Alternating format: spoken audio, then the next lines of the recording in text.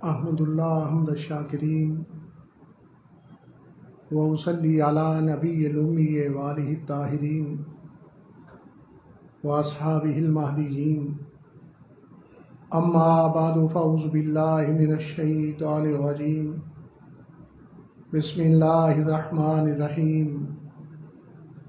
رب اشرح لی صدری ویسر لی امری واحلل عقدۃ من لسانی یفقہوا قولی قال اللہ تعالی فی الکلام المجید وبرہان الرشید قد سمع اللہ قول التی تجادلک فی زوجہا وتشتکی الی اللہ واللہ یسمع تحاورکما ان اللہ سمیع بصیر الذین یظاہرون منکم من نسائہم ما ہن امہاتہم ان امہاتہم الا ولدنہن وانہم لیقولون منکرا من القول وزورا وان اللہ لعفو غفور والذین یظاہرون من نسائہم ثم یعودون لما قالوا فتحریر رقبۃ من قبل ان یتماسا ذالکم توعظون بہ واللہ بما تعملون خبیر فمن لم یجد فصیام شہرین متتابعین من قبل ان یتماسا فمن لم یستطع فاطعام 60 مسکینا ذالک لتؤمنوا باللہ ورسولہ وَتِلْكَ حُدُودُ اللَّهِ وَلِلْكَافِرِينَ عَذَابٌ أَلِيمٌ وقال اللہ تعالی فی شان حبیبہ مخبرا وآمرا ان اللہ وملائکتہ یصلون علی النبی یا ایہا الذین آمنوا صلوا علیہ وسلموا تسلیما الصلاۃ والسلام علیک سیدی یا رسول اللہ وعلى آلك واصحابك سيدي يا حبيب الله الصلاة والسلام عليك سيدي يا إمام الأنبياء والمرسلين وعلى آلك واصحابك سيدي يا خاتم النبيين اللهم صل على نور الظلام اللهم صل على بدر الكمال اللهم صل على مفتاح دار السلام اللہم صلی علی شفیع جمیل انامی بعد از حمد بدرگاہ مجیب الدعوات خالق کائنات جل والا و درود بحضور سرور کائنات فخر موجودات نور مجسم شفیع معظم رحمت دو عالم حضرت احمد مجتبی جناب محمد مصطفیٰ علیہ تحیۃ والثناء معزز سامعین حاضرین علماء کرام وارثان منبر و محراب اصحاب عقل و بینش اہل محبت و طریقت محقق اہل سنت حضرت علامہ نثار احمد ہزاروی صاحب رہنما جماعت جلالیہ منڈی بہاؤالدین محبی فی اللہ صاحبزادہ علامہ حسنات احمد جلالی بخاری اور دیگر سٹیج پر جلوہ گر قابل قدر شخصیات آج کی یہ بابرکت اور روح پرور تقریب سعید دروس فقہ و تصوف کے سلسلہ کے اندر انعقاد پذیر ہے اور آج کا موضوع انتہائی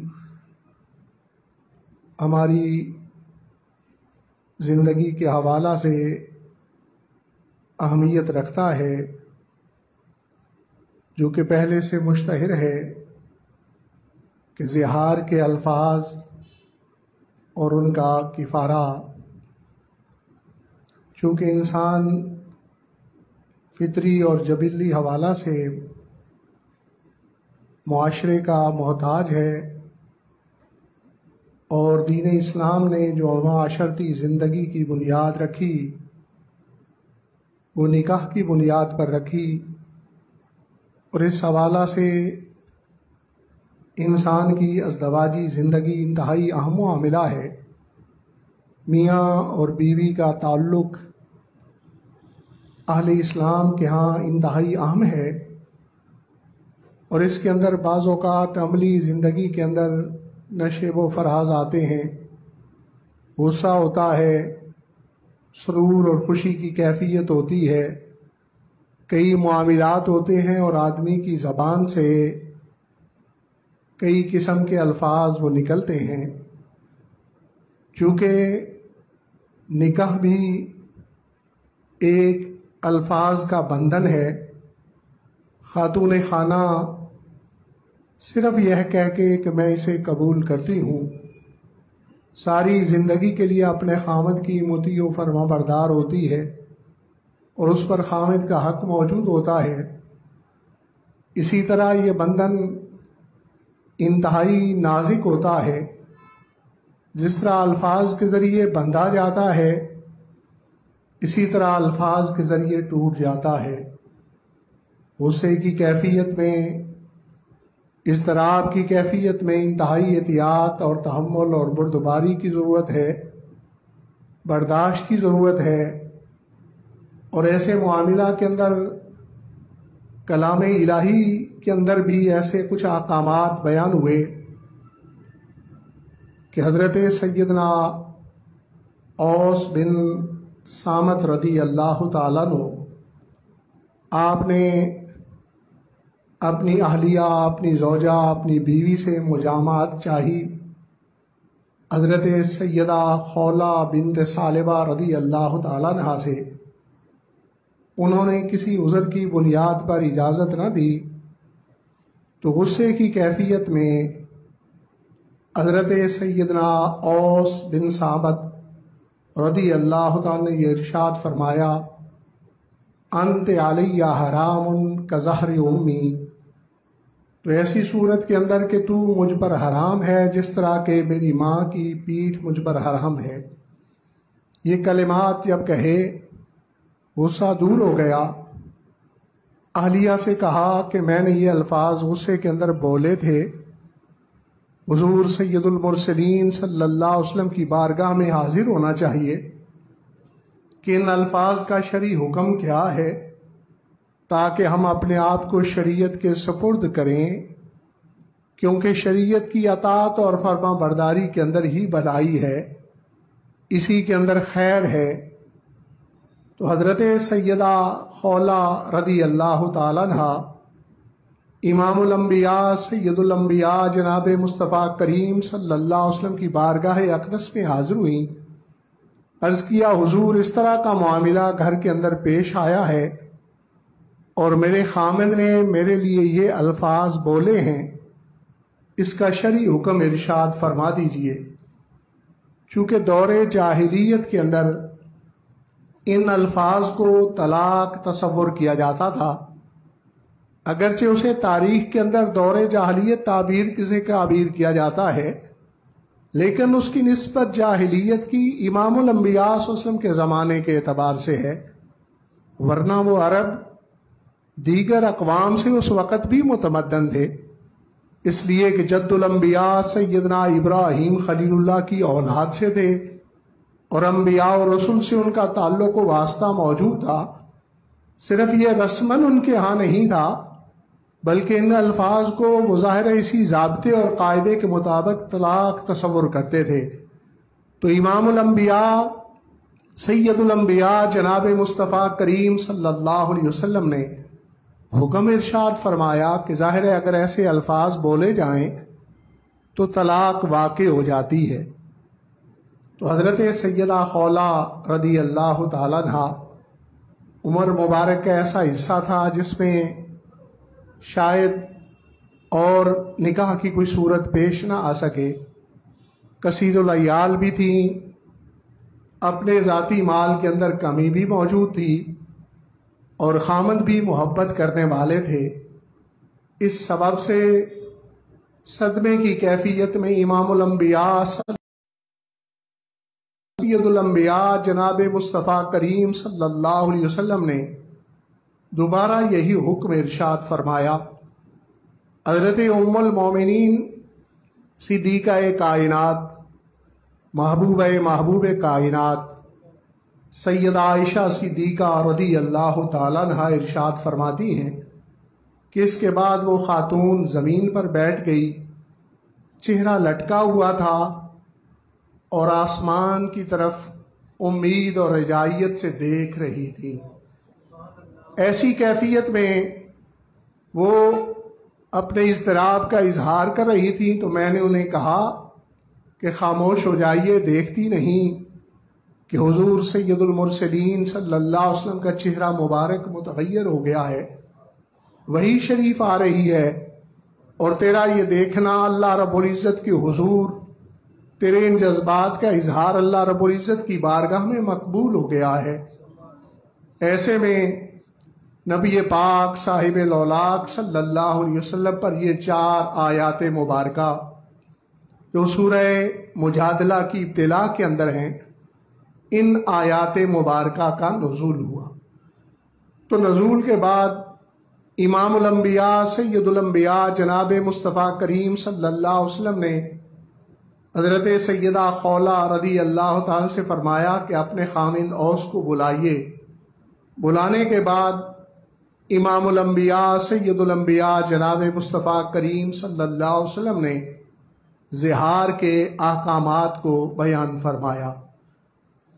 تو یہ آیت مبارکہ جس طرح کہ اس کا اسلوب بتا رہا ہے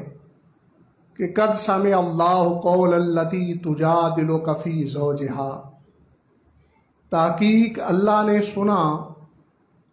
بات جو کہ تو تکرار کر رہی تھی امام الانبیاء صلی اللہ علیہ وسلم سے اپنے شوہر کے متعلق، وتشتکی الی اللہ، اور تو نے شکایت کی اللہ کی طرف، واللہ یسمع تحاورکما،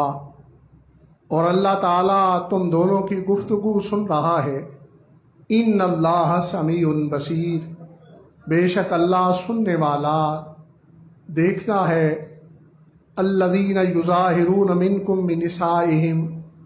وہ جو تم زہار کرتے ہو تم میں سے اپنی عورتوں سے، ما ہن امہاتہم،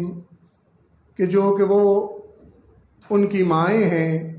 ان امہاتہم الائی ولدنہن، نہیں ان کی مائیں مگر جنہوں نے ان کو جنا ہے۔ وَإِنَّهُمْ لَيَقُولُونَ مُنْكَرًا مِنَ الْقَوْلِ، اور بے شک وہ کہنے والے ہیں منکر بات سے اور جھوٹی بات۔ وَإِنَّ اللَّهَ لَعَفُوٌّ غَفُورٌ، اور بے شک اللہ تعالیٰ معاف کرنے والا بخشنے والا ہے۔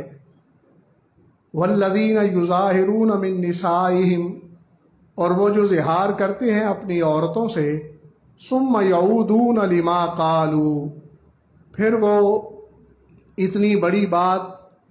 کہہ چکے تو ان پر لازم ہے، فَتَحْرِيرُ رَقَبَةٍ مِّن قَبْلِ أَن يَتَمَاسَّا، کہ وہ ایک غلام کو آزاد کریں پہلے اس کے کہ وہ چھوئیں۔ ذَلِكُمْ تُوعَظُونَ بِهِ، جو نصیحت تمہیں کی جاتی ہے۔ وَاللَّهُ بِمَا تَعْمَلُونَ خبیر، اور اللہ تمہارے کاموں سے خبردار ہے۔ فَمَن لَّمْ يَجِدْ فَصِيَامُ شَهْرَيْنِ مُتَتَابِعَيْنِ مِن قَبْلِ أَن يَتَمَاسَّا،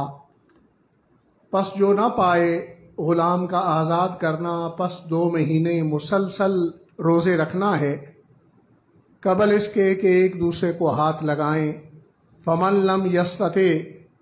اور پھر جو تم میں سے روزے کی طاقت نہ رکھتا ہو، فَإِطْعَامُ 60 مِسْكِينًا، تو بس 60 مسکینوں کا کھانا ہے۔ ذَلِكَ لِتُؤْمِنُوا بِاللَّهِ وَرَسُولِهِ، یہ اس لیے کہ تم اللہ اور اس کے رسول پر ایمان رکھو۔ وَتِلْكَ حُدُودُ اللَّهِ وَلِلْكَافِرِينَ عَذَابٌ أَلِيمٌ، اور یہ اللہ کی حدیں ہیں اور کافروں کے لیے دردناک عذاب ہے۔ تو اس میں پہلی آیت مبارکہ کے اندر جو حضرت ام المومنین سیدہ عائشہ صدیقہ رضی اللہ تعالیٰ عنہا نے حال بیان فرمایا، اس کا ذکر مبارک ہے کہ سیدہ خولہ رضی اللہ تعالیٰ عنہ کا سرکار دو عالم صلی اللہ علیہ وسلم کی بارگاہ میں تقرار کرنا، اور اس کے بعد جو کیفیت تھی اور اللہ رب العزت کی بارگاہ میں امید اور رجائیت کے ساتھ دیکھنا، اور پھر اللہ رب العزت کا ان احکامات کو نازل فرمانا۔ اور دوسری آیت مبارکہ کے اندر زہار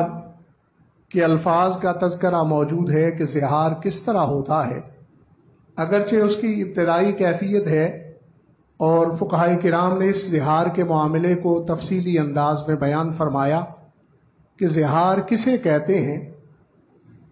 کہ کوئی آدمی اپنی بیوی کے تمام بدن کو یا بدن کے ان حصوں کو جنہیں تمام بدن سے تعبیر کیا جاتا ہے، یا یہ کہ وہ حصہ پورے جسم کے اندر سرایت کیا ہوا ہو، جس طرح کہ خون ہوتا ہے یا رگیں، ایسی چیزیں، ان کو اپنی محرمات نسبیہ یا رضائیہ کہ ان اعضاء کے ساتھ تشبیہ دے جن اعضاء کی طرف محرمات کی، جن اعضاء کی طرف دیکھنا شرعاً حرام ہے، اسے زہار کہا جاتا ہے۔ یعنی مثلاً خاتون کا سر ہے تو سر سے پورا حصہ تعبیر کیا جاتا ہے، پیٹ ہے تو پیٹ سے پورا بدن تعبیر کیا جاتا ہے، پیٹھ ہے تو اس سے پورا بدن تعبیر کیا جاتا ہے۔ تو ظاہر ہے محرمات جو ہیں ان کا چہرہ دیکھنا، ان کی کلائیاں دیکھنا، ان کے پاؤں دیکھنا، یہ شرعاً اجازت ہے۔ اس کے علاوہ جو اعضاء ہیں ان کی محرمات کی طرف بھی دیکھنے کا جو شرعی احکامات پردے کے حوالہ سے میں پہلے بھی بیان کر چکا ہوں تفصیل سے، تو ظاہر ہے وہ حرام ہیں۔ تو اس طرح پیٹ کے ساتھ تشبیہ یا پیٹھ کے ساتھ تشبیہ یا شرمگاہ کے ساتھ تشبیہ یا سر کے ساتھ تشبیہ، ایسے حصوں کے ساتھ اگر کہ یہ فلاں حصہ جو ہے مجھ پر حرام ہے، جس طرح کہ میری ماں کا یہ پیٹ ہے یا شرمگاہ ہے، یا میری بہن کا پیٹ ہے یا شرمگاہ ہے، یا میری پھوپھی کا پیٹ ہے یا شرمگاہ ہے، یا میری خالہ کا پیٹ ہے یا شرمگاہ ہے۔ صرف یہ نسبیہ نہیں بلکہ رضاعت کی بھی وہ خواتین جس کا دودھ پیا ہے، یا رضاعت کے اعتبار سے وہ خالہ ہے، پھوپھی ہے، یا وہ رضاعت کے اعتبار سے بہن ہے یا بیٹی ہے، تو ایسی صورت کے اندر ان اعضاء کے ساتھ اگر تشبیہ دی جائے گی تو اسے شرعی اعتبار سے اسے زہار کہتے ہیں۔ ہاں بعض اوقات لوگ جو ہے مطلقاً یہ کہہ دیتے ہیں کہ تو مجھ پر میری ماں کی طرح ہے، تو مجھ پر میری بہن کی طرح ہے، تو مجھ پر میری خالہ کی طرح ہے، تو مجھ پر میری پھوپھی کی طرح ہے۔ تو یہ الفاظ زہار کے نہیں ہیں۔ ہاں اس کے اندر کرامت اور حرمت بیان ہوئی ہے۔ نیت اگر طلاق کی ہوگی تو پھر نیت طلاق شمار کی جائے گی، اگر نیت نہیں ہے تو ان الفاظ کو لغو قرار دیا جائے گا، یہ زہار نہیں۔ ہاں زہار کی یہ صورت ہے کہ کسی ایسے عضو کے ساتھ تشبیہ دی جائے محرمات نسبیہ یا محرمات رضائیہ کے، جن کی طرف دیکھنا حرام ہے، اور وہ بیوی کے اعضاء کی تشبیہ ہو، تو اس صورت کے اندر یہ زہار بنتا ہے۔ ہاں بعض اوقات تشبیہ موجود ہوتی ہے لیکن وہ تشبیہ ایسی نہیں ہے کہ اس کے اندر ایسے عضو کی طرف تشبیہ دی گئی ہو، تو اس کے اندر بھی بعض اوقات ایلا کی صورت بنتی ہے، بعض اوقات جو ہے وہ طلاق کی صورت بنتی ہے، اور بعض اوقات زہار کی صورت بنتی ہے۔ تو یہ مختلف صورتیں ہیں۔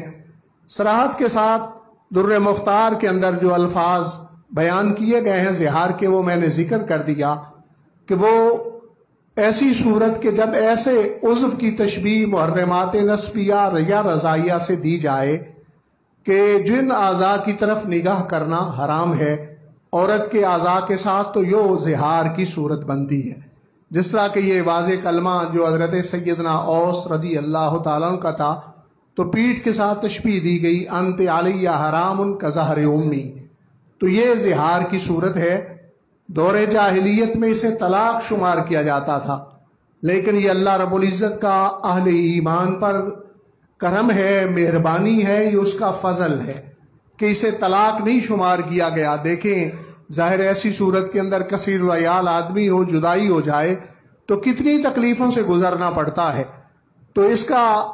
باقاعدہ کلام الہی کے اندر ذکر بھی کر دیا گیا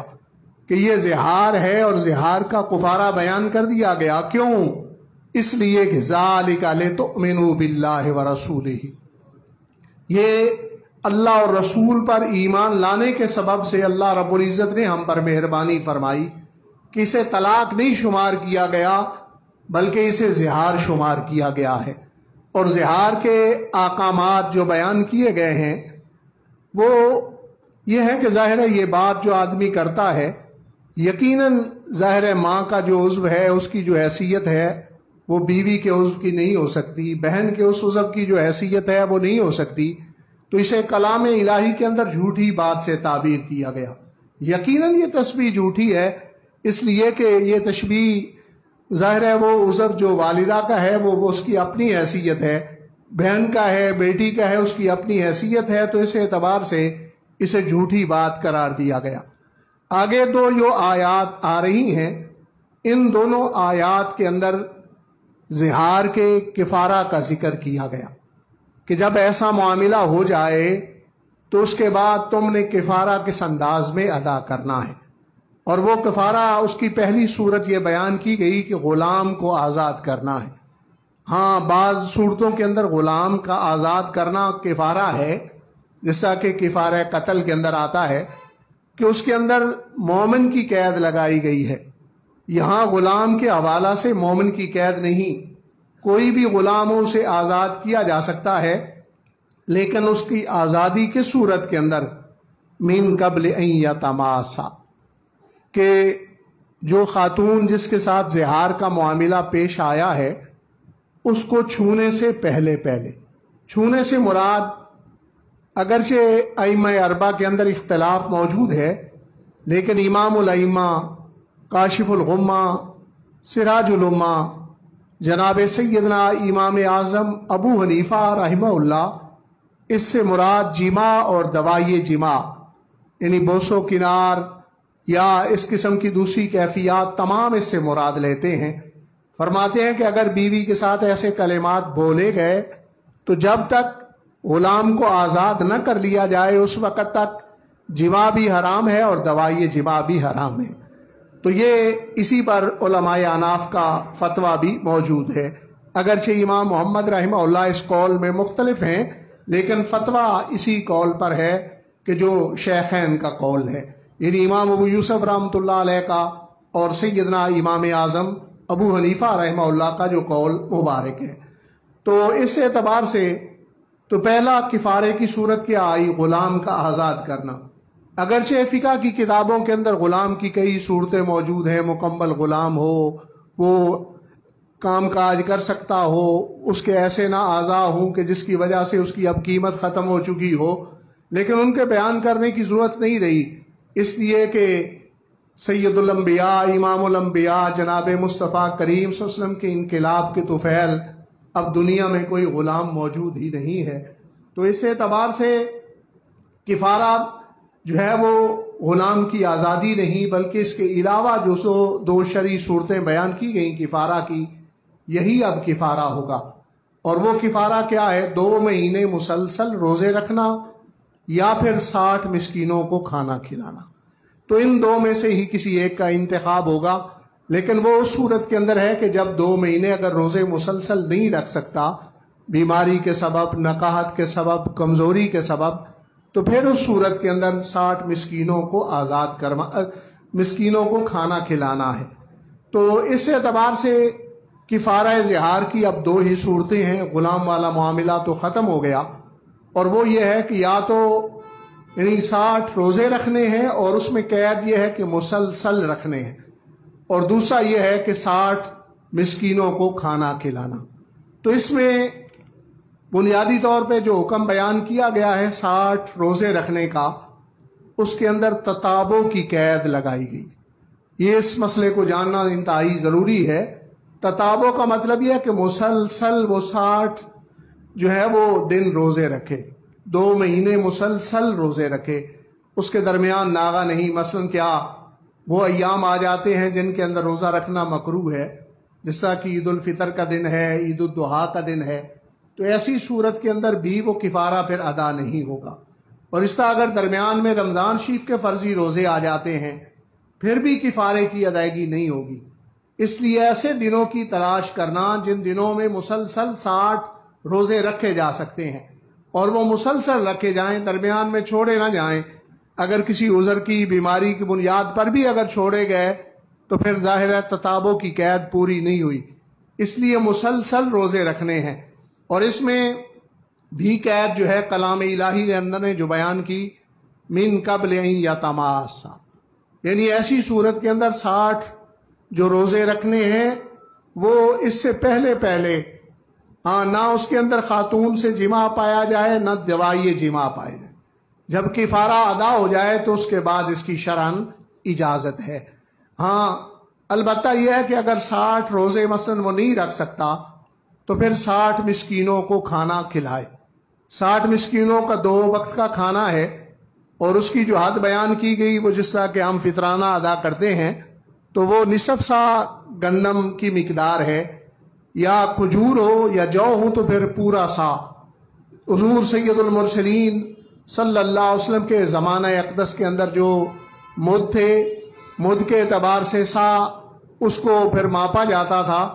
تو اس اعتبار سے اب موجودہ زمانے کے اندر نصف ساغی کی جو مقدار ہے 2.25 سیر، بلکہ اب سیر بھی نہیں رہے تو کلو کے اعتبار سے یعنی 2 کلو جو ہے وہ نصف سا ہوگا، اور پورا سا جو ہے یعنی کھجور اگر ادا کرنی ہے یا جو ادا کرنے ہیں تو اس صورت کے اندر وہ 4 کلو شمار کیے جائیں گے۔ تو یہ زہار کا کفارہ ہے، تو یہ ایک دن کا بنتا ہے نصف سا یا پورا سا، یعنی 2 کلو گندم یا 4 کلو کھجور یا 4 کلو جو، یہ ایک دن کا وہ کھانا بنتا ہے مسکین کا، اور 60 مسکینوں کا کھانا ہے۔ تو اس اعتبار سے 60 کے ساتھ اسے ملٹیپل کر لیں، ضرب دے لیں، تو اتنی مقدار میں وہ گندم مسکینوں کو دینی ہے، غربا اور نادار افراد کو دینی ہے، اور اس صورت کے اندر کفارہ کی ادائیگی ہے۔ ہاں پہلے میں نے عرض کیا کہ غلام کی آزادی میں بھی کلام الہی کے اندر قید ہے من قبل ان یتماسا، اور 60 روزے رکھنے کے اندر بھی من قبل ان یتماسا کی قید ہے۔ لیکن فإطعام 60 مسکینا، یہاں من قبل ان یتماسا کی قید نہیں لگائی گئی۔ تو امام الائمہ کاشف الغمہ سراج الامہ جناب سیدنا امام اعظم ابو حنیفہ رحمہ اللہ فرماتے ہیں کہ مقید جو ہے وہ اپنی قیود کے اعتبار سے ہوتا ہے، اور المطلق یجری علی اطلاقاتہ،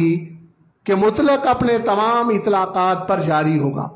تو اس اعتبار سے اگر 60 مسکینوں کو کھانا کھلانا ہے تو 1 کو کھلا لیا، 2 کو کھلا لیا، 3 کو کھلا لیا، 4 کے کھلا لیا۔ جب کفارہ ادا کرنا شروع کر لیا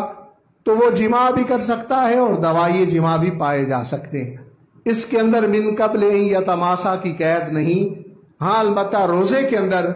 من قبل ان یتماسا کی قید ہے۔ تو یہ ایسے شرعی ضروری مسائل ہیں جن کا زندگی کے اندر کئی بار واسطہ پڑتا ہے۔ ہمارے ازدواجی معاملات کے اندر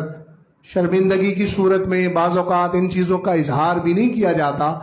تو ساری زندگی گناہوں سے بھر جاتی ہے۔ اس لیے جب بھی کوئی ایسا معاملہ ہو، پہلے تو یہ ہے کہ دیکھیں جب بچہ اسے کوئی کاروباری آدمی اپنی دکان پر بٹھاتا ہے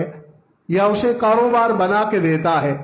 تو طریقہ یہ ہوتا ہے کہ بجائے اس کے کہ انویسٹمنٹ منی بھی موجود ہے، رقم بھی موجود ہے کاروبار میں لگانے کے لیے، لیکن بچے کو کسی ایسی جگہ بٹھا دیا جاتا ہے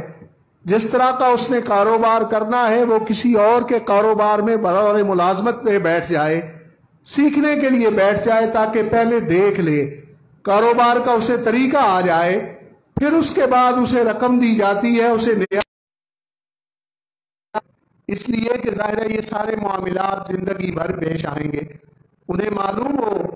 کہ مجھ پر کیا کیا ذمہ داریاں نکاح ڈالتا ہے، خاتون کو بھی یہ معلوم ہو کہ میری کیا ذمہ داریاں ہیں، خامد کے ساتھ میں نے کیا سلوک کرنا ہے، خامد کو معلوم ہو کہ میں نے اپنی اہلیہ کے ساتھ کس طرح پیش آنا ہے، اور شرع شریف نے میرے ذمے کیا لگایا ہے۔ اس لیے ضروری ہے جس طرح حج کرنے کے لیے جب جاتے ہو تو پہلے حج کے مناسک اور ان کے دیگر مسائل کو علماء کی طرف رجوع کرتے ہو جاننے کے لیے، یا جو حج کے حوالہ سے رہنمائی کی کتب موجود ہیں ان کو پڑھنے کی کوشش کرتے ہو۔ اسی طرح جب نکاح کا معاملہ ہو، بالخصوص نوجوان بالغ بچے بھی درس کے اندر موجود ہیں، وہ ضرور شرعی مسائل کو جانیں کہ ازدواجی زندگی کے حوالہ سے ہماری کیا ذمہ داریاں ہیں، اور یہ تعلق کس طرح بنتا ہے اور کس طرح ٹوٹ جاتا ہے، کتنا نازک رشتہ ہے اور اس کی احتیاطیں کتنی ضروری ہیں۔ ان تمام مسائل کی طرف توجہ دینی چاہیے، اپنی اولاد کی اس انداز میں تربیت کرنی چاہیے کہ وہ اس سے آگاہ ہوں۔ اللہ رب العزت ہمیں شرع شریف پر عمل کرنے کی برکتیں عنایت فرمائے۔ وما علی الا البلاغ المبین۔ کسی کے ذہن میں اس موضوع کے حوالہ سے کوئی تشنگی، کوئی سوال موجود ہو تو وہ سوال کر سکتے ہیں۔